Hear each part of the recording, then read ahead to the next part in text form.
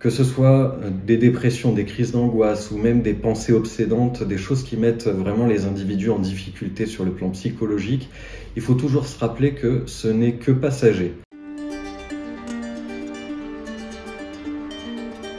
À l'heure actuelle, il est assez normal de se sentir en détresse psychologique puisqu'on est dans une situation extraordinaire, exceptionnelle et que tout ce qu'on avait mis en place normalement pour être stable sur le plan psychologique, aujourd'hui, cette stabilité, elle est rompue. Ça crée des stress, des difficultés, d'appréhension de l'avenir et ça, le psychisme humain, il n'aime pas trop. Il faut commencer à se poser des questions si on a besoin d'aide à partir du moment où on n'arrive plus à accomplir les mêmes tâches que d'habitude.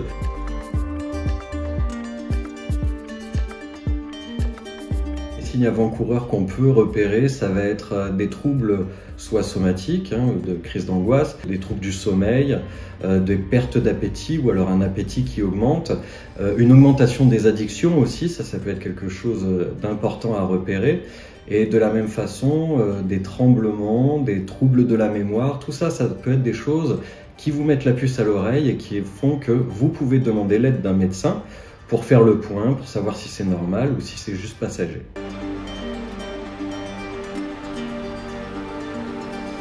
Si nos émotions commencent à prendre un peu trop le pas, tout ce qui va nous empêcher de vivre comme on a l'habitude de vivre, tout ce qui nous empêche d'atteindre nos objectifs que nous nous sommes fixés, en général, ça peut être un bon signe. L'autre chose aussi, ça va être de se poser la question, est-ce que je suis en train de me renfermer sur moi-même ou pas? Pour ça, il est très important en fait de tout simplement discuter avec ses proches et puis nos proches savent si on a changé quelque chose dans notre fonctionnement.